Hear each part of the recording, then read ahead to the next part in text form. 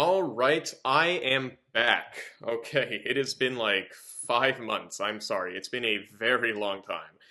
Um, a lot has come up. I'm gonna try and make this brief because like I apologize. I don't want people to think that my channel's dead or anything. I do intend to finish this book, and it was mostly a lot of storage issues that I had. There was a lot of personal stuff that had been kind of going on. People have come and go. I've had a couple of fallings with other people. Blah blah, drama, all that stuff. But sorry, I'm back here now. I got a new microphone, and I got a storage cleared off of my computer so that I can record more videos. Yada yada. I'm trying out this new microphone. It's probably not perfect. I apologize in advance if anything's funky with it or anything like that. This is just me giving it a new try, and you might hear some of those puffy p's, the puh in it, but who cares? Whatever.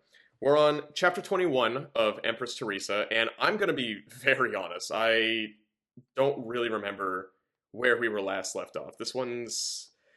It figures. This one's like a 20-page something chapter. I don't know. I just know that like the past like 3 or 4 chapters have been nothing but Theresa just going, oh, let me try this, let me try that, yada yada yada, like moving gold, moving water, all that stuff. Big, yeah, something to do with Israel. She was like making some sort of plans with moving it about. I don't know, but let's begin. Chapter 21. Steve and I were upstairs when the television flashed the news of the Exxon Maria's sinking. Oh yeah, it was like a sinking ship or something. At first, all the reporters knew was that the ship sank. Probably. Okay. They thought because it had caught fire. Sorry, let me. At first, the reporters knew that the ship sank. Probably. They thought because it had caught. The commas are weird. I'm so sorry. It's not that I'm a bad reader. It's the formatting is so weird. Soon, word came from witnesses that it had collided with a pleasure boat. Then the Anderson video was shown, and the world knew this had been a terrorist bombing. Oh yeah, it was bombings and what. Okay, this is coming to me. The Coast Guard arrived minutes after the Maria sank. Michael Anderson steered his pleasure boat to intercept them and gave them the videotape he and his friends made. The Coast Guard immediately sent the images to shore electronically, and the FBI went to work. They had already been watching the people responsible. They were from the Middle East countries and suspected of being associated with the infamous Al-Qaeda terrorist organization. They bought the boat called the Deep Sea Guy from an American millionaire a month before. Somehow, they smuggled tons of explosives into the country and loaded it on the boat. They had succeeded. None of the 27 men on the tanker could be found. Finally, pictures were shown of the family of one of the dead sailors. It was a young family, a mother with 3 young kids, and the man's mother and father. They were all crying and complaining that their husband-son father was a good man who never, next page, hurt anybody. I cried on, thinking the sad scene was being repeated 26 more times somewhere. Commentators speculated that no tanker would ever go to Theresa's island. Oh yeah, that's what it was. She made an island and of gold and whatnot. They even capitalized the I, Theresa's island, so that's the official name. But anyway, commentators speculated that no tanker would ever go to Theresa's island. If true, then OPEC had won. After covering the American scene, the media turned to scenes in the Middle East countries. I was never so shocked. The people were dancing in the streets to celebrate the tanker disaster. Scene after scene showed these mindless people celebrating in one country after another. I found it incomprehensible. Could whole populations support the terrorist monsters? I ran into the bedroom. Steve followed and found me crying on the bed. "They're animals," I wailed. "I'm trying to do good, and they kill. I didn't ask for this. I want to go home." "You can't do that." "Leave me alone." Steve knew his limits. He couldn't help me now. I needed time to mull over the disaster until my senses dulled to it. He went downstairs. A few minutes later, Mrs. Parker knocked on the bedroom door, and I let her in. She gave me a hug.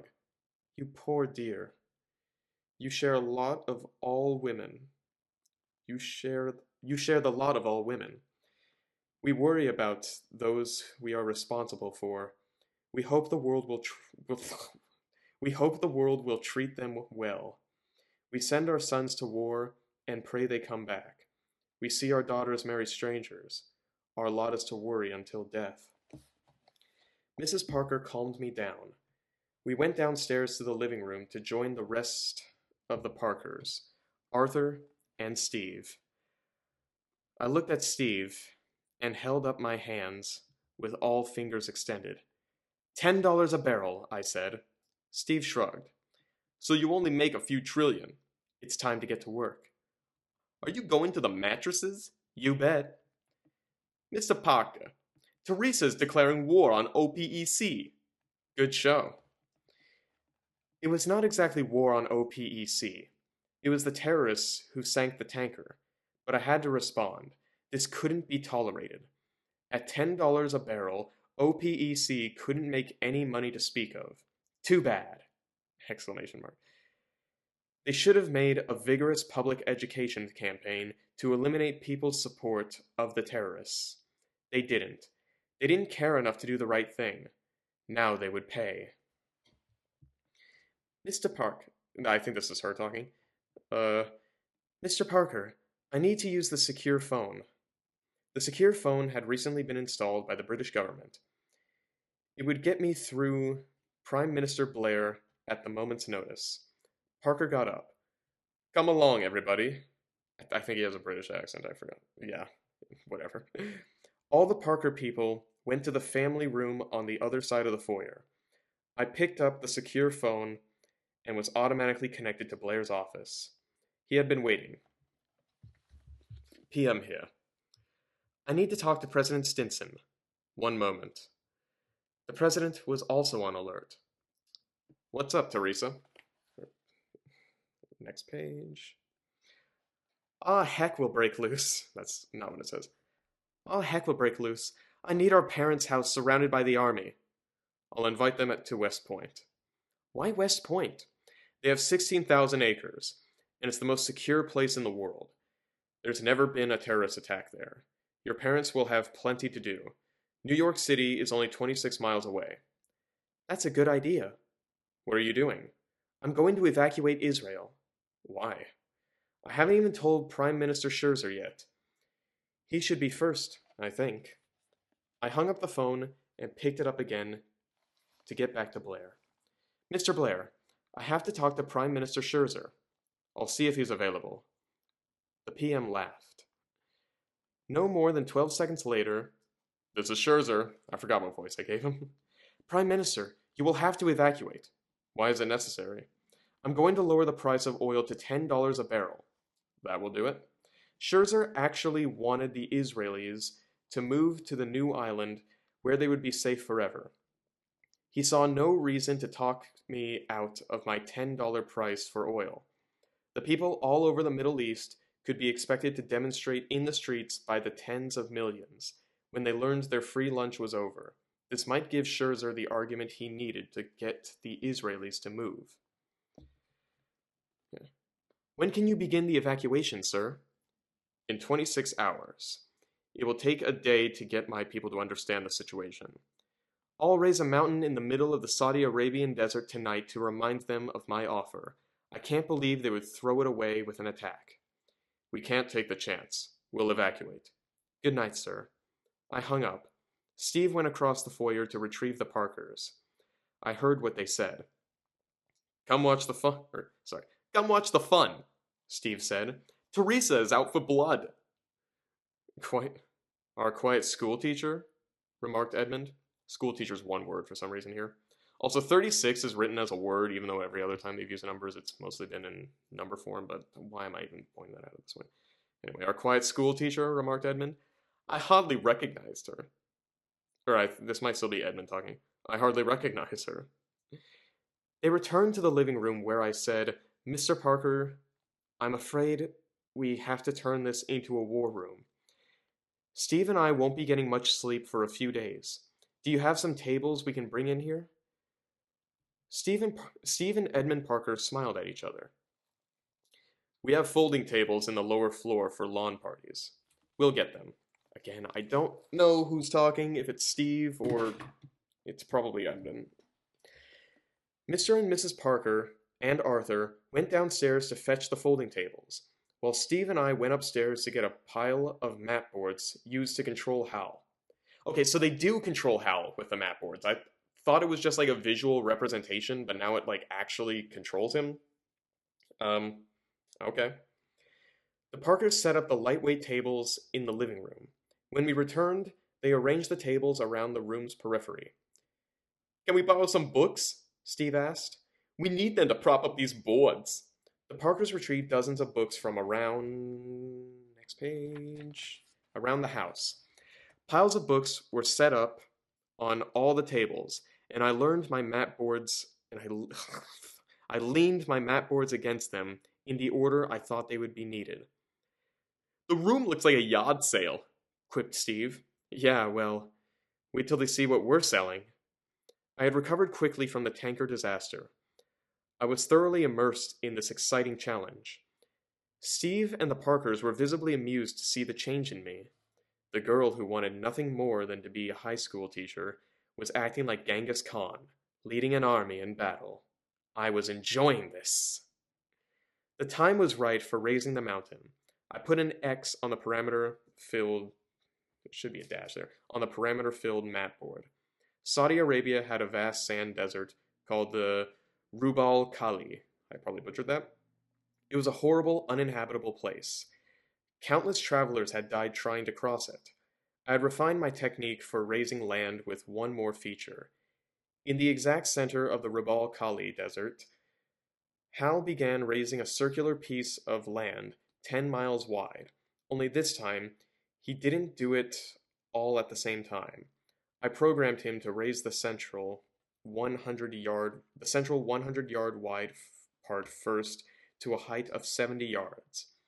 Then Hal raised a ring of land around this central piece, with the side of the ring 100 yards wide up 70 yards, with the central piece also raised another 70 yards. Then Hal raised another ring on the periphery, and all the land inside 70 yards. This process was repeated again and again. Over the next 3 hours, it rose up to a height of 4 miles after much of the rock broke off and slid downhill. Seismologists detected ground vibrations in the remote area. A commercial jet of a European country was asked to fly over the area, and they saw the new mountain. The obvious message was, "Don't forget our deal." That's in all caps, by the way. Midnight passed, and the Parkers retired for the night. Arthur said he wanted to stay with the Hartleys for the duration to give them whatever service we needed. Let's go make the announcement, said Prime Minister Scherzer to his confidants. They walked to a meeting room where over 100 top government officials had been summoned in the early hours to wait for an announcement. Everybody guessed it had something to do with an evacuation. The Prime Minister walked to a microphone and didn't waste a word. Theresa told me a few hours ago she will drop the price of oil to $10 a barrel. Our neighbors will react violently. We will begin leaving Israel at 8 a.m. tomorrow morning.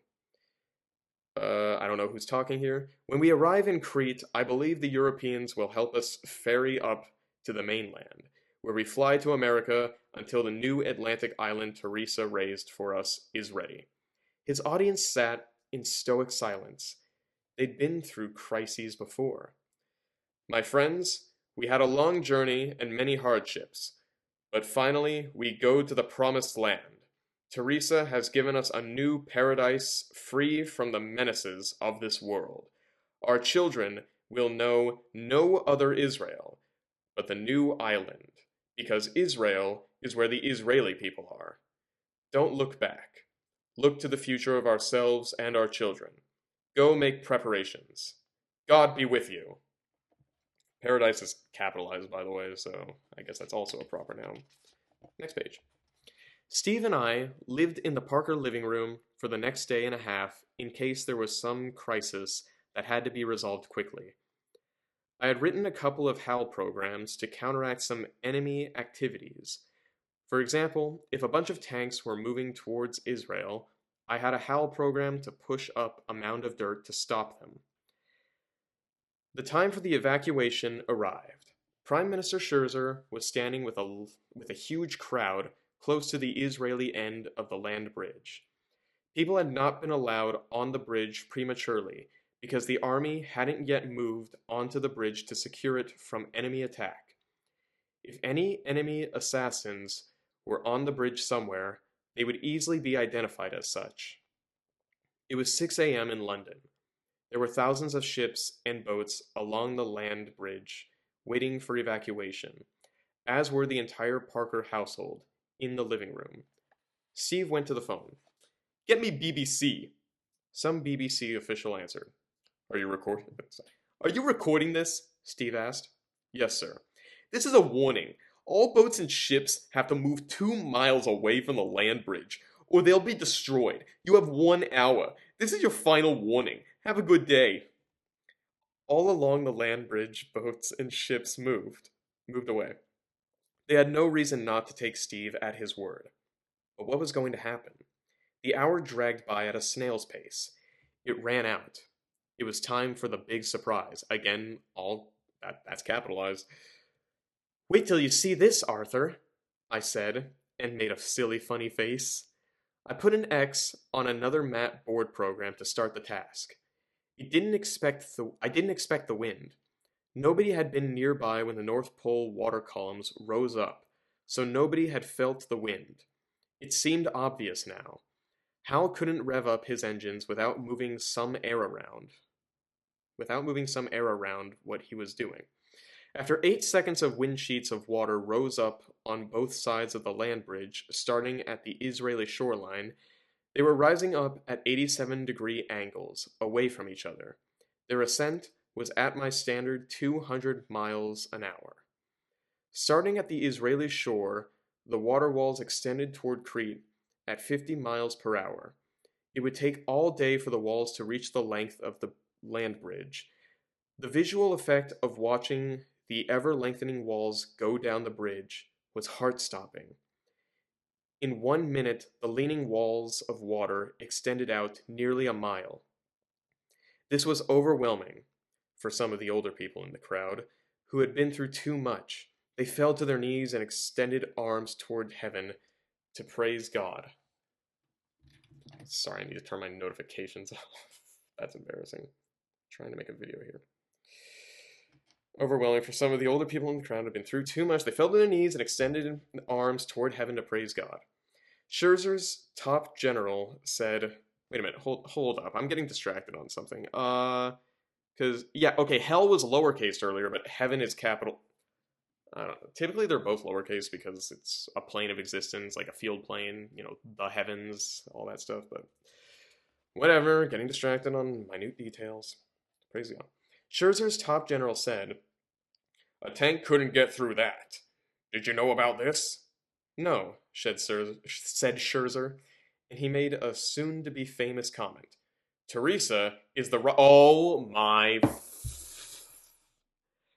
This is so blasphemous.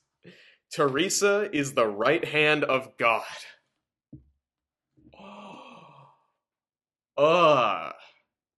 Do I have to bust out my Bible right now? Jesus is the right... They are...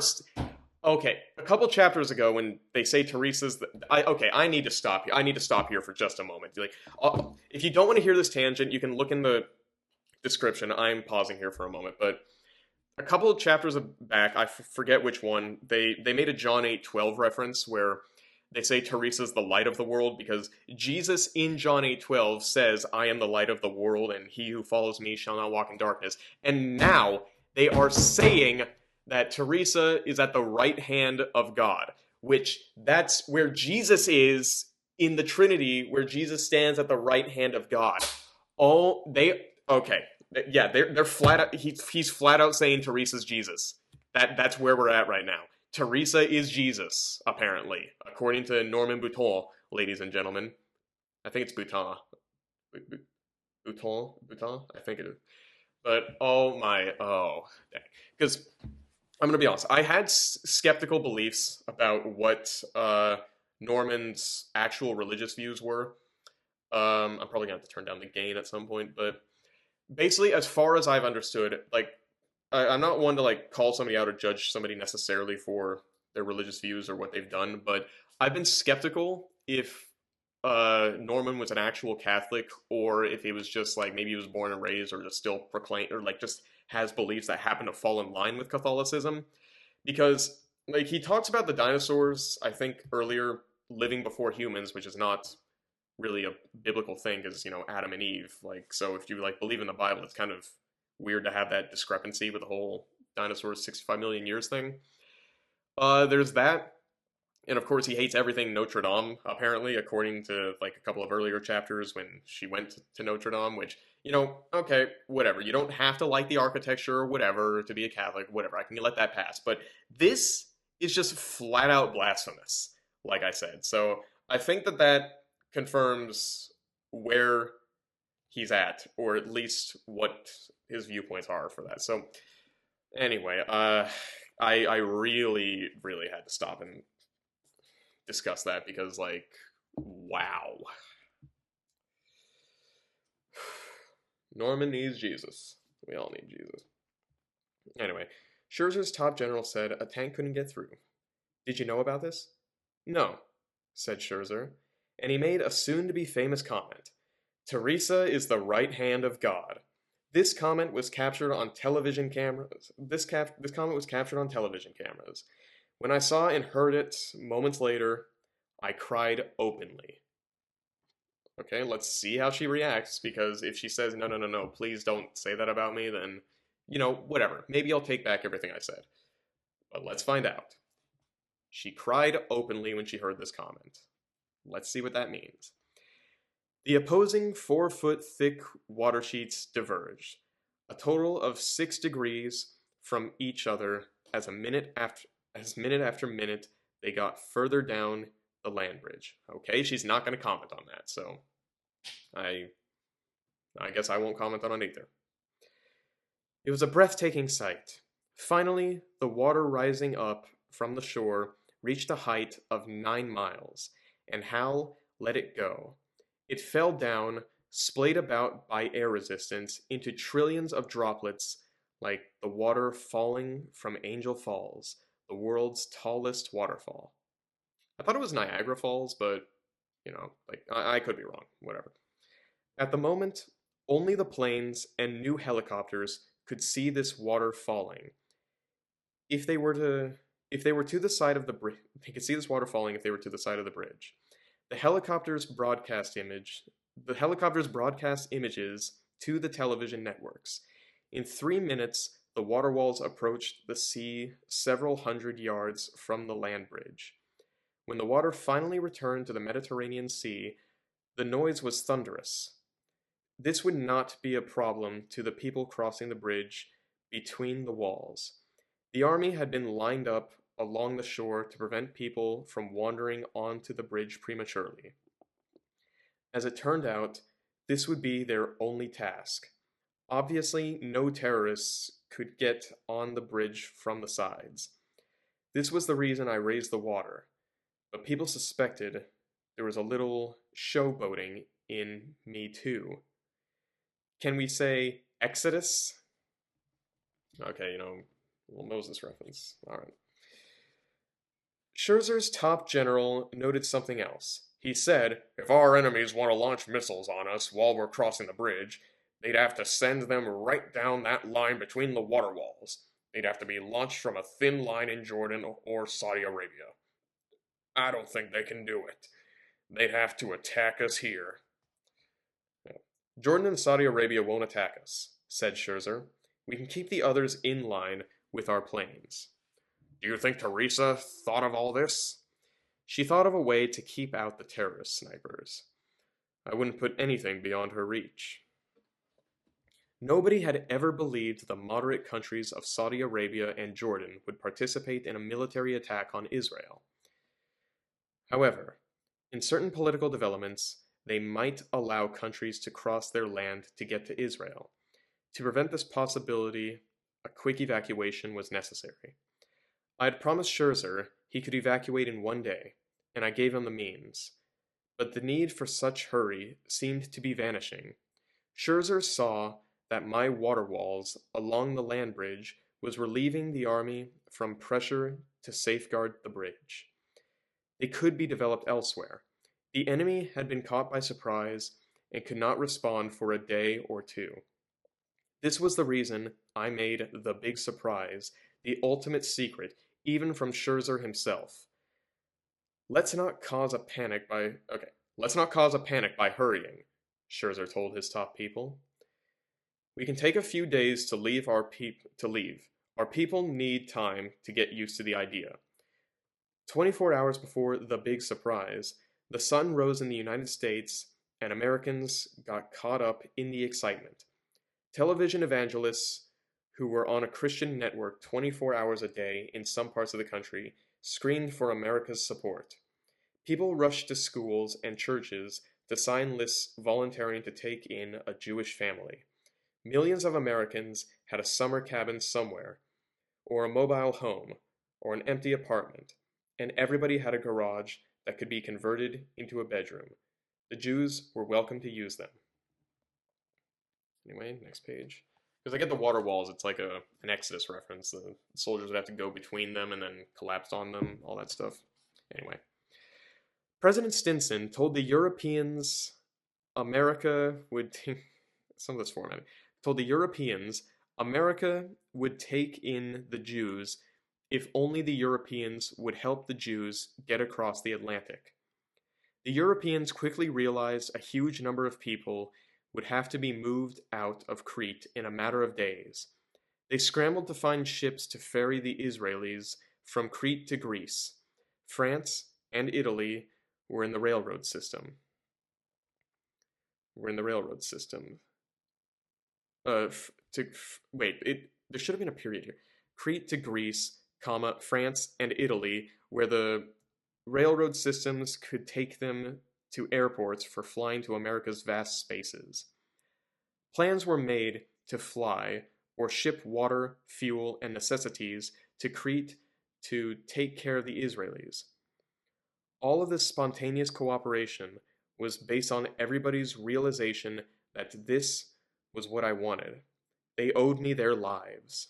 Whatever the Empress wanted, I'd get. They owe me their lives. Yeah, she's just a supervillain at this point. Begin the evacuation, Scherzer declared. A loud roar of voices and vehicle horns rose from the assembled crowd, and they started moving. The land bridge was a mile wide, but still, it was a slow process to move such a vast gathering.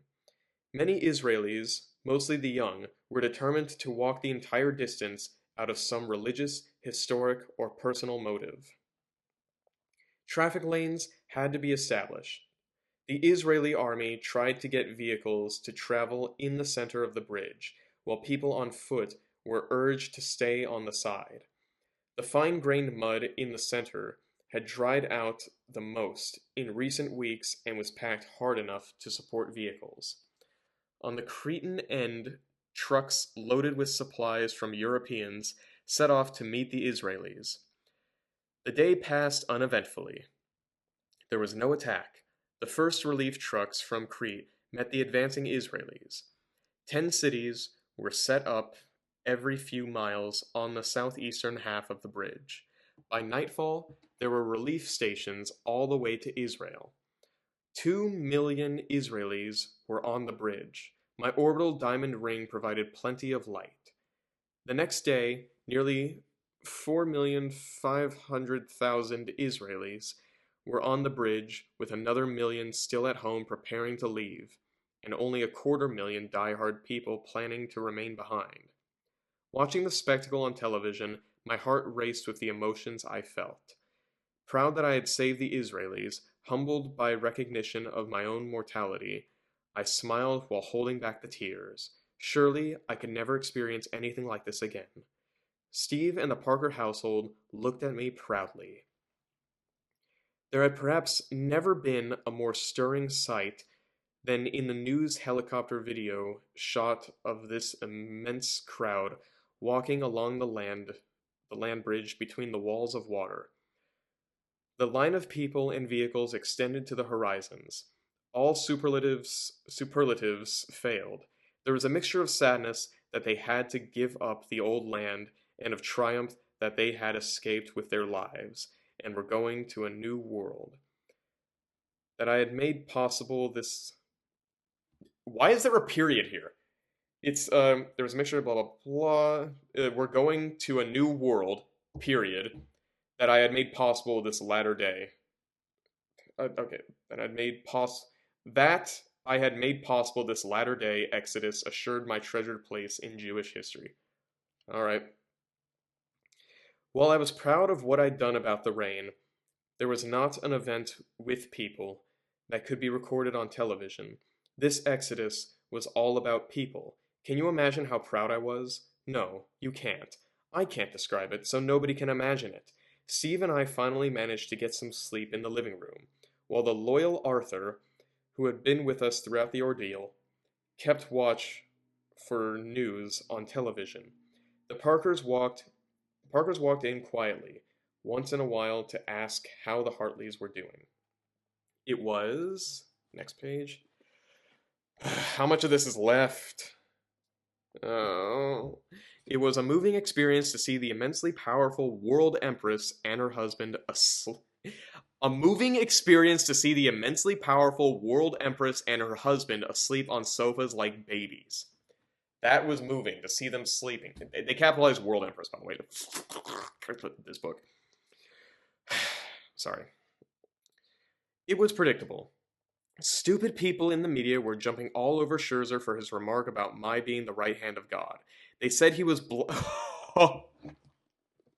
They're calling me out. I'm getting called out before I'm even done reading this chapter. They said he was blasphemous and made me out to be a goddess. They could all drop dead.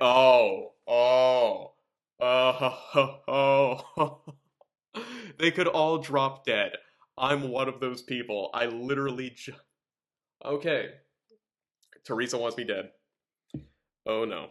Oh boy. Theresa wants me dead. Being the right hand of God. They all said he was blasphemous and made me out to be a goddess. That's literally what you're doing. They could all drop dead. I knew what Scherzer meant. God never did anything Oh no. It gets worse. It gets worse. God never did anything himself if he could get somebody else to do it. He got me to do it. Scherzer never called me in the months since our London meeting. That's not how you treat a goddess. Well, treating a goddess is like idol worship. Never called me in the months since our London. As like it doesn't matter if you don't call the person enough. If you there's no point. There's no point in me talking about this. A week had passed while Scherzer waited for stragglers to finally start moving onto the bridge. When he thought just about everybody who would move had done so, told his band of top government officials, "Let's head for the new land." Many thousands of Israelis had already been ferried out of Crete to European coastlines, where they traveled to airports and waited for flights to America. Millions of homes waited for them. Their comforts were assured until the new island was ready. Even now, there was a handful of people still leaving. I had to leave the bridge in place until it was clear anybody on it was just there as tourists. At that point, I could stop the rising walls of water 1 mile at a time, so as not to cause flooding around the Mediterranean. The land bridge was a pile of mud. The Mediterranean waves would eventually wash the mud back underwater. Scherzer visited the United States to talk with President Stinson. Details had to be worked out about what to do with the Israelis. It turned out money was not a problem. Plenty of groups and corporations issued loans and grants to ingratiate themselves with the Israelis. The new island, with its mid-Atlantic locations, would be a financial goldmine for 100 reasons. Ironically, Israel's former enemies would now become business partners in the tourism business. Scherzer found himself with many new cards to play. There had been no attack on Israel. My deal with the Saudi negotiator was still on. I asked Prime Minister Blair to collect the information about where to raise the mountains and when. The countries were not likely to deal with me directly. I would be political suicide. I reached my 19th birthday on May 8th. Okay, well, we know her official birthday, and I didn't realize she was so young. I mean, I thought she was like. I thought there was like a time skip here somewhere, but she's 19. Congratulations on being the barely legal area Norman. You know, it's like, oh, I want to goon for a little girl, but let's just make her 18. Just make her legal. It's like, okay, like sure that's legal, but it's always let's make them as young as possible. Like, I'm just saying, I kind of notice patterns here. I reached my 19th birthday on May 8th. Not wanting to start a second year in England, we began thinking of going home. There was one matter to clear up. I wrote a letter to Prime Minister Blair, who read it to the House of Commons. Dear Mr. Blair, people say I should be given the Nobel Peace Prize for the Israel situation. It should be given to Prime Minister Scherzer. He's heroic. Anybody would have told him to stay in Israel and prepare for the fight. So what did he do? He came to London to see a girl who had no ties to Judaism, who couldn't find Israel on a map, who had no interest in politics or war, who might not be able to do anything at all about Israel, who might not even care what happened to Israel. Aren't politicians supposed to take care of those things? He threw all his chips in the pot and came away with a royal straight flush. Your friend, Theresa. Next page. There's so much left. Prime Minister Blair called to say the American ambassador to Great Britain had an interesting request from President Stinson. He said this would really be interesting, but would not tell it on the phone. It had to be kept secret until it was gone. Excuse me. I agreed to meet the man. Blair drove in with the ambassador, who was different. From the man who got me to ground the terrorists. I can't read. From the man who got me to ground the terrorists. The mood was jovial when they arrived, so we all sat in the living room together with the Parkers and Arthur. The ambassadors got down to business. I don't know. We know you'll be returning home soon. President Stinson asks if you will consider coming home on the Ronald Reagan. The ship has been a leper colony since last year. Nobody wants to serve on her. Your presence will restore the crew's pride. He must have expected my enthusiastic approval to this idea, and his face fell as he watched me stare back at him in silence. He followed up with a backup plan. Of course, a brief visit to the ship would also be helpful. I continued staring, and he lost hope. I said, "Will you excuse us for a minute?" And I got up. Steve got up too, and accompanied me to the family room on the other side of the foyer. We were there at least 5 minutes while the ambassador and prime minister waited in embarrassed silence with the Parkers. Steve and I went back to the living room, and I gave the verdict. Hal is unpredictable. If I go back to the Ronald Reagan, we can't predict what he might do. He could sink the ship. The ambassador shook his head. Now he'd really given up hope. But as we'd planned, Steve spoke and saved the day. We're going to West Point. Send a crew to West Point on the 4th of July, and Theresa will play a football game with them. She'll be quarterback.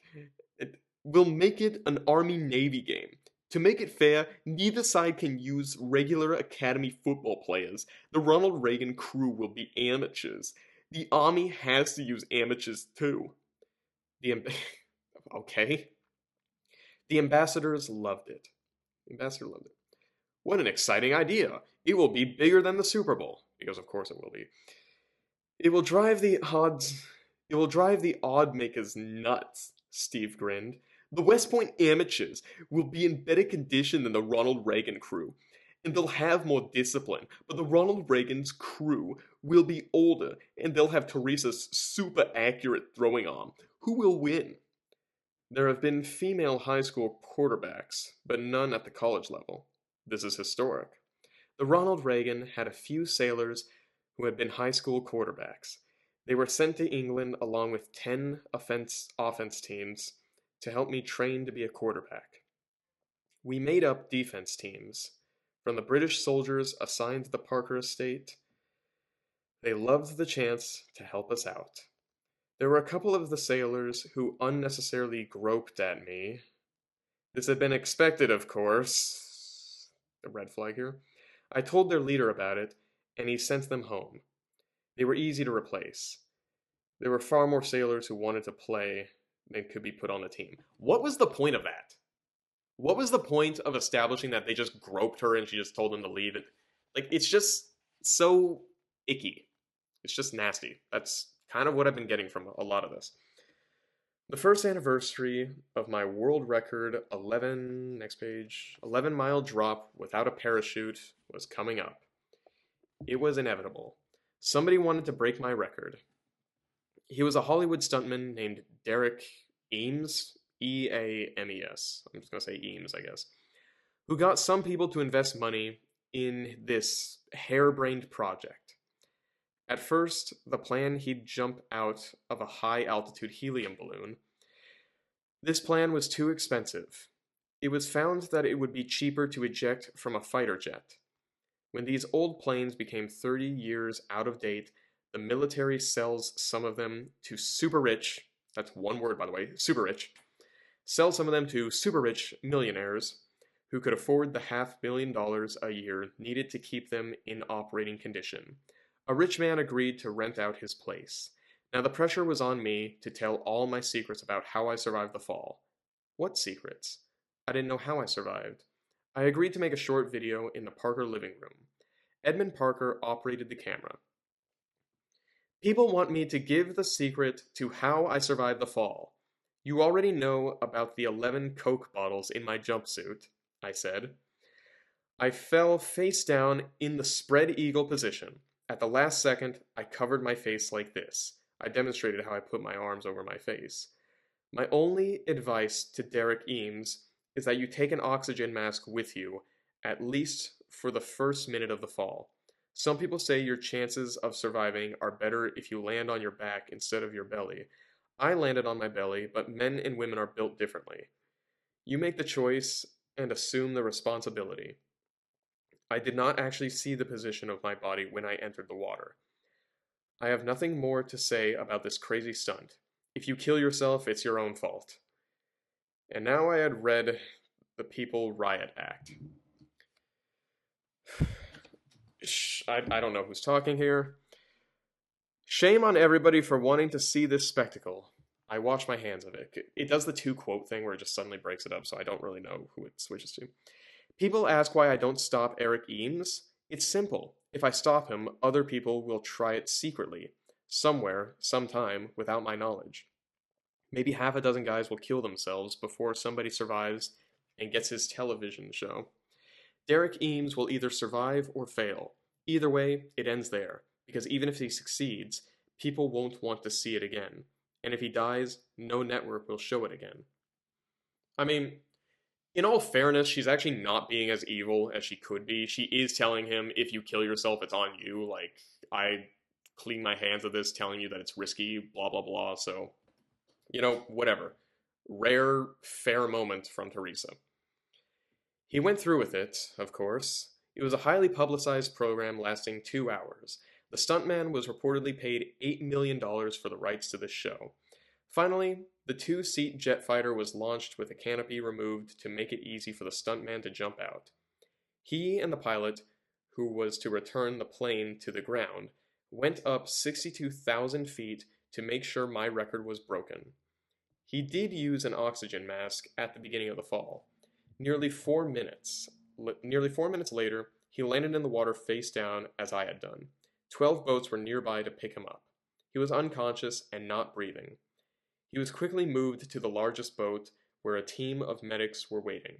All attempts to revive him failed. He was dead. What went wrong? How had I pulled off this miracle? Experts now jumped in to analyze. What would make it possible to survive a fall like that? There were countless factors to consider.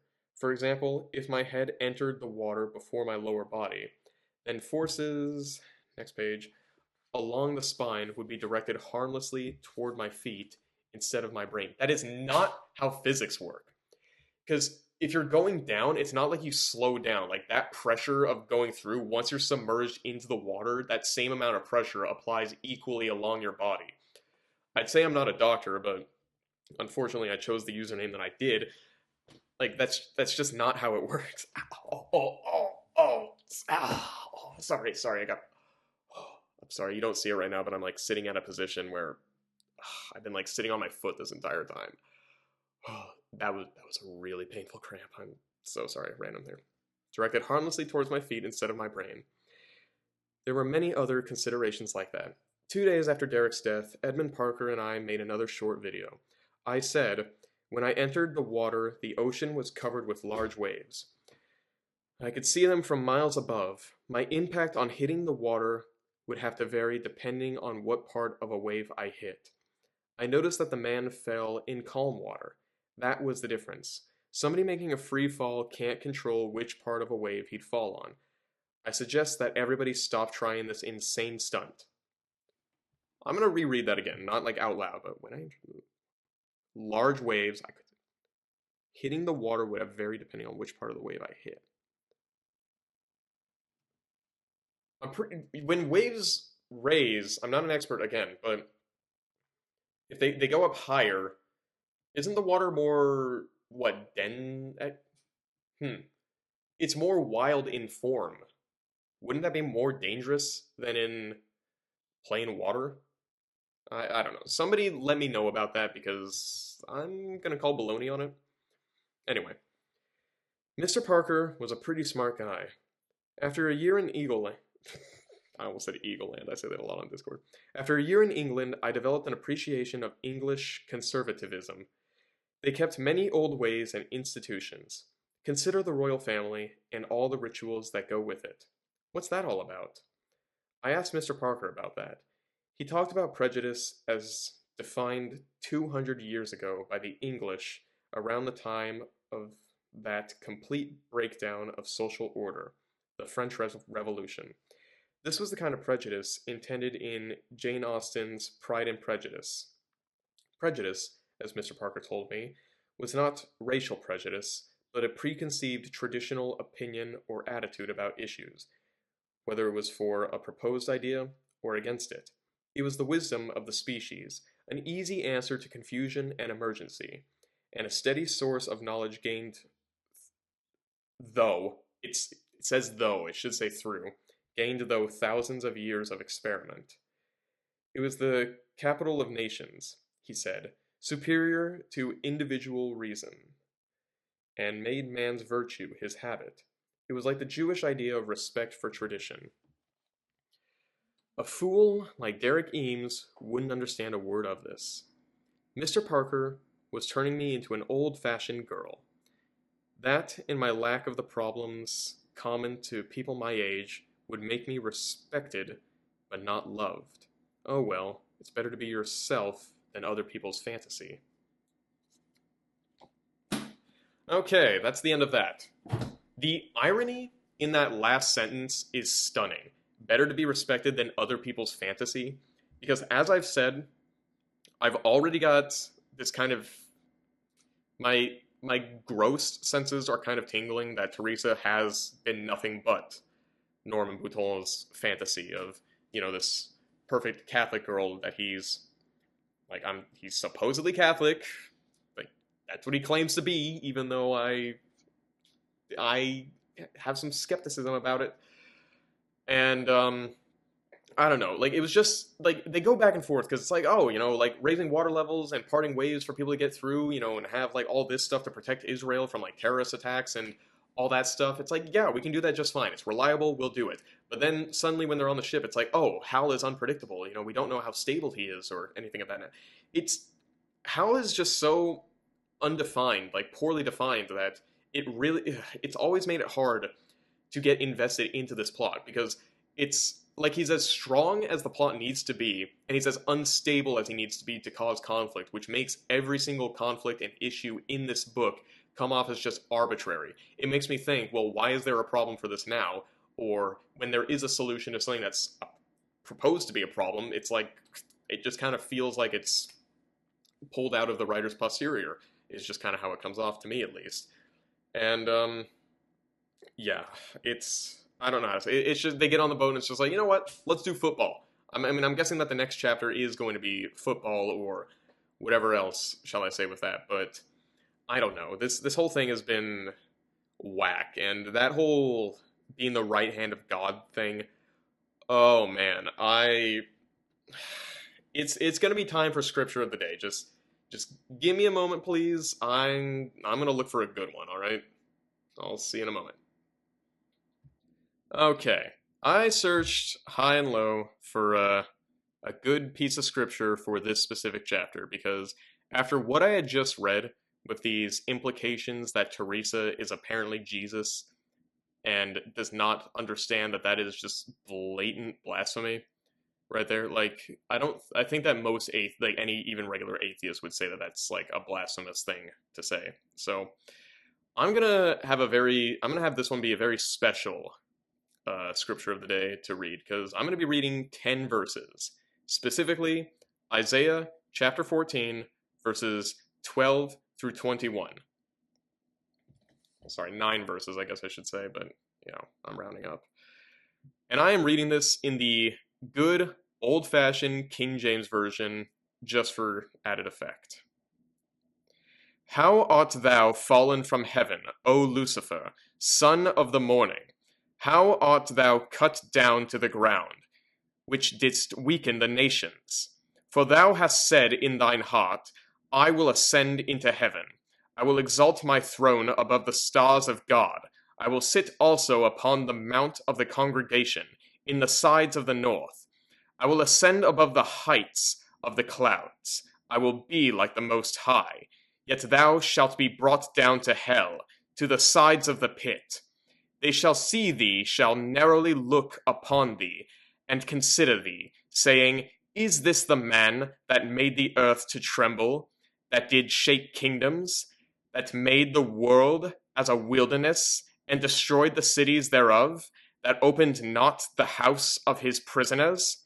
All the kings of the nations, even all of them, lie in glory, every one in his own house. But thou art cast out of thy grave, like an abominable branch, and as the raiment of those who are slain, thrust through with a sword, that go down to the stones of the pit, as a carcass trodden under feet.